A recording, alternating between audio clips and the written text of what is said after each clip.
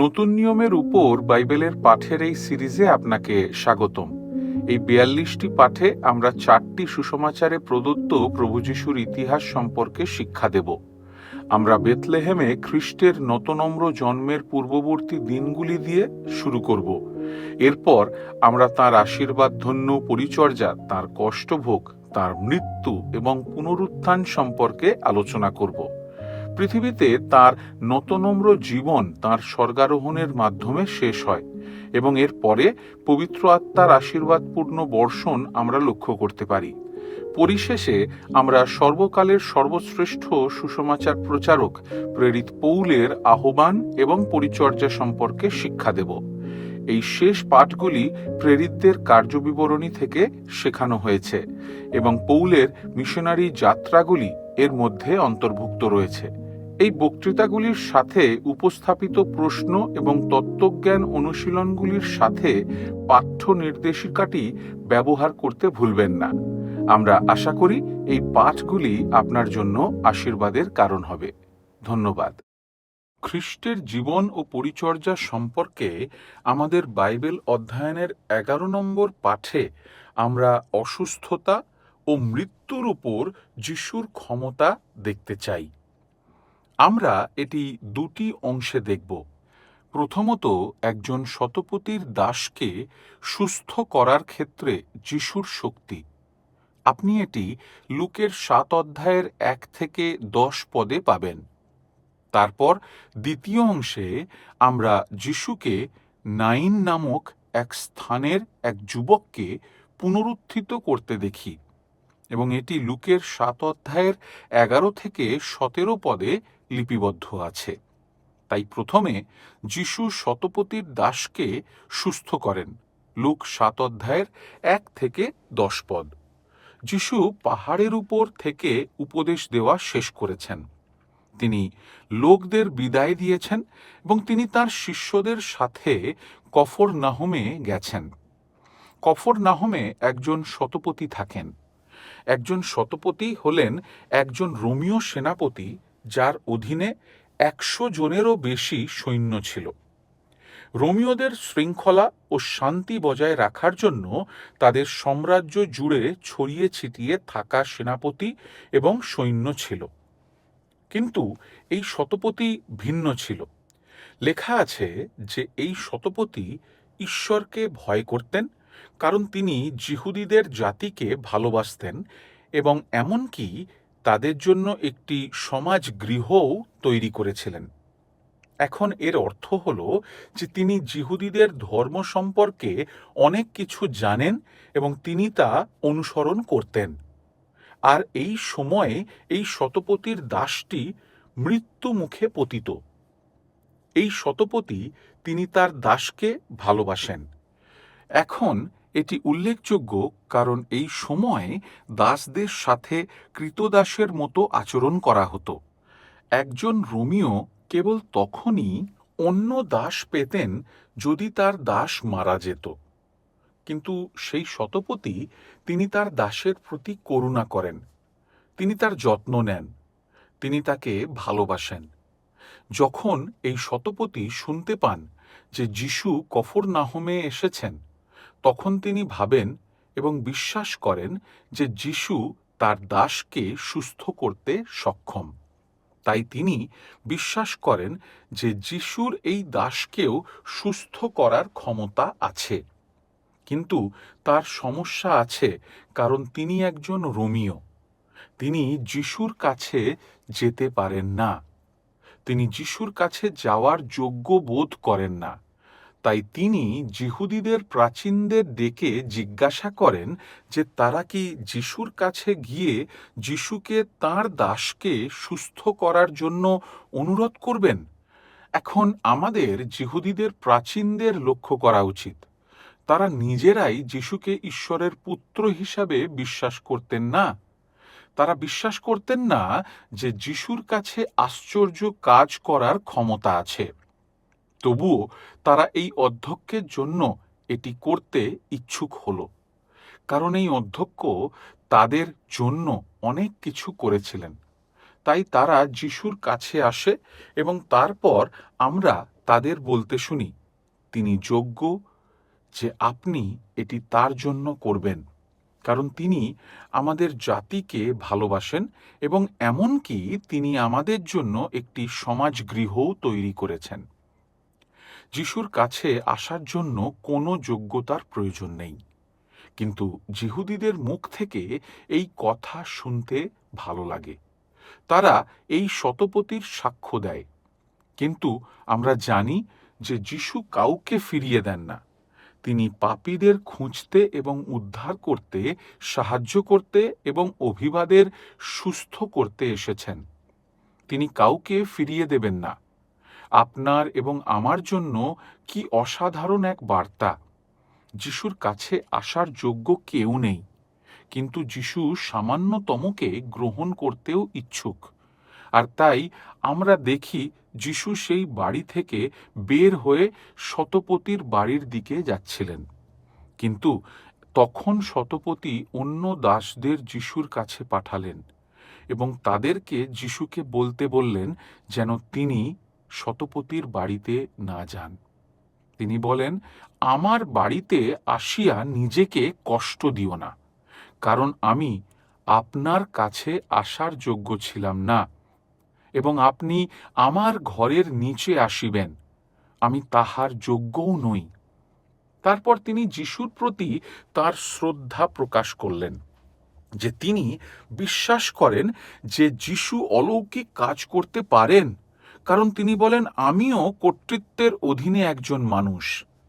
আমি একজন সৈনিককে যেতে বলি এবং সে যায়। আমি অন্য একজন সৈনিককে আসতে বলি এবং সে আসে। সে বলে, আপনিও একজন কর্তৃত্ব সম্পন্ন ব্যক্তি। আপনি কেবল বলুন এবং আমার দাস সুস্থ হয়ে উঠবে। আপনি কি দেখতে পাচ্ছেন? এই শতপতির বিশ্বাস এমনই। তিনি তার বিনয়ে বিশ্বাস করেন না যে তিনি যোগ্য যে যিশু তাঁর বাড়িতে আসবেন, কিন্তু তিনি বিশ্বাস করেন যে যিশু একটি কথা বলতে সক্ষম এবং তা ঘটবে। যখন যিশু এটি শোনেন, তখন তিনি তাঁর শিষ্যদের এবং তাঁর চারপাশের লোকদের দিকে ফিরে বলেন, ইসরায়েলে এমন মহান বিশ্বাস আমি দেখিনি। তিনি তাহলে শিষ্যদের এবং অন্যদের বিশ্বাস দেখেছিলেন, কিন্তু তিনি বলেন, আমি এমন বিশ্বাস দেখিনি যেখানে আমাকে স্পর্শ করতে বা অভিষেক করতে হলো না, কেবল মুখের একটি বাক্যই যথেষ্ট। তাহলে এই শতপতির বিশ্বাস লজ্জিত হবে না, কারণ যিশু বলেন, দাসটি সম্পূর্ণ সুস্থ হয়ে ওঠে। যখন শতপতির দাসরা তার বাড়িতে ফিরে যায়, তখন তারা দেখতে পায় যে ঠিক যে সময় যিশু এই কথা বলেছিলেন, দাসটি সেই সময়ই সম্পূর্ণ সুস্থ হয়ে গেছে। তাহলে আমাদের বুঝতে হবে যে যিশুর স্বর্গ এবং পৃথিবীতে সমস্ত ক্ষমতা রয়েছে। যিশুর মুখের একটি বাক্যই যথেষ্ট। আমরা যেন সেই শক্তির কিছুটা উপলব্ধি করতে পারি, যা যিশু তাঁর বাক্যের একটি শব্দ দিয়ে সুস্থ করতে পারেন। পরের দিন যিশু গালিলের অন্য একটি শহরে গেলেন। আমরা দ্বিতীয় অংশটি সেখানেই দেখতে পাই। যিশু নাইনের এক যুবককে জীবিত করলেন। যিশু এবং তার শিষ্যরা অনেক লোক নিয়ে এখন গালিলের অন্য একটি শহরে যাত্রা করছেন। আর যখন তারা শহরের কাছাকাছি এলেন, তারা দেখলেন যে একদল লোক শহর থেকে বেরিয়ে আসছে। এটি ছিল একটি শেষকৃত্য শোভাযাত্রা। একজন বিধবা তার একমাত্র পুত্রকে কবর দিতে যাচ্ছিলেন। আমরা কল্পনা করতে পারি এই বিধবা কতটা কাঁদছিলেন, কারণ এই ছিল তার একমাত্র পুত্র। এই পুত্র তার সমস্ত দৈনিক প্রয়োজনের জন্য তার দেখাশোনা করার কথা ছিল। এখন সে মারা গেছে। এই অনিশ্চিত ভবিষ্যতের জন্য কে তার যত্ন নেবে? আর যখন যিশু এই নারীর দেখা পেলেন, তখন তিনি তাকে বললেন, কেঁদো না, আমরা হয়তো বলতে পারি যিশু কতটা নির্বোধ। তিনি কি এই নারীর হৃদয়ের দুঃখ ও কষ্ট বোঝেন না যখন তিনি তার একমাত্র পুত্রকে কবর দিতে যাচ্ছিলেন?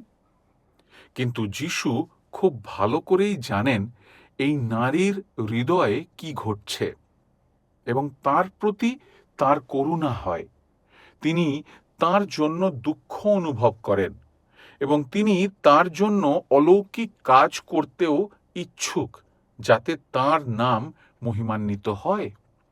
আর তাই যিশু সেই খাটের দিকে এগিয়ে যান, যার উপরে সেই যুবকের মৃত দেহটিকে কবর দেওয়ার জন্য বহন করে নিয়ে যাওয়া হচ্ছিল।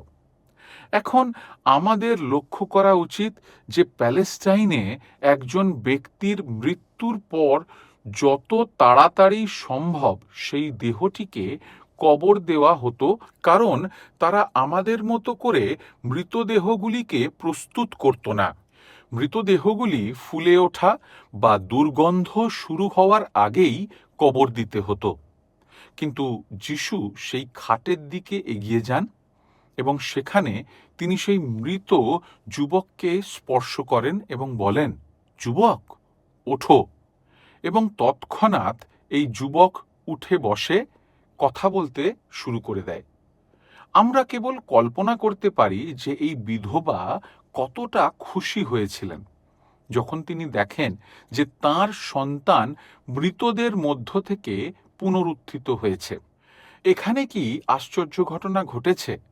এমনকি আমরা এই প্রশ্নটিও জিজ্ঞাসা করব, এটি কিভাবে সম্ভব? কেউ কি মৃতদের মধ্য থেকে পুনরুত্থিত হয়েছে? আর কি দ্বিতীয়বার জন্ম নেওয়ার সুযোগ আছে? না। আমাদের বুঝতে হবে যে যিশু যখনই কাউকে মৃতদের মধ্য থেকে জীবিত করেন, তখনই তারা ইতিমধ্যেই ঈশ্বরের সন্তান হয়ে উঠেছে। কেউই নরক থেকে বেরিয়ে এসে অনুতপ্ত হতে পারে না এবং উদ্ধার পাবে না। কেউই দ্বিতীয় সুযোগ পাবে না। কিন্তু এখানে আমরা ঈশ্বরের একজন সন্তানকে দেখতে পাচ্ছি, যিনি পৃথিবীতে ফিরে এসে ঈশ্বরের সমস্ত আশ্চর্য এবং সমস্ত শক্তির জন্য সাক্ষ্য দিতে এবং তার গৌরব করতে পারেন। যখন লোকেরা এই অলৌকিক ঘটনাটি দেখে, তখনই তাই ঘটে। তারা ঈশ্বরকে মহিমান্বিত করে, কিন্তু তারা যিশুকে ঈশ্বরের পুত্র হিসাবে মহিমান্বিত করে না। না, তারা বলে যে একজন মহান ভাববাদী উঠেছেন। তাই তারা কেবল যিশুকে একজন মহান ভাববাদী হিসাবে দেখে। তারা তাকে ঈশ্বরের পুত্র হিসাবে দেখে না। কিন্তু এখন আমাদের একটি প্রশ্ন বাকি আছে, এবং এই প্রশ্নটি আপনার এবং আমার জন্য প্রয়োজনীয়। আমাদেরও প্রকৃতিগতভাবে নতুন জন্ম নিতে হবে। আমরা সকলেই পাপে মৃত এবং আমাদের অবশ্যই নতুন জন্ম নিতে হবে। এর অর্থ আধ্যাত্মিকভাবে জীবিত করা। তাহলে আমাদের হৃদয় জীবিত হবে। তখন ঈশ্বর আমাদের পাথরের হৃদয় নিয়ে নেবেন এবং তিনি আমাদের একটি মাংসের হৃদয় দেবেন। এমন একটি হৃদয় যা ঈশ্বরকে ভয় করে এবং তাকে ভালোবাসে। এটি আমাদের অংশ এবং আমাদের ইচ্ছা হতে পারে। ধন্যবাদ।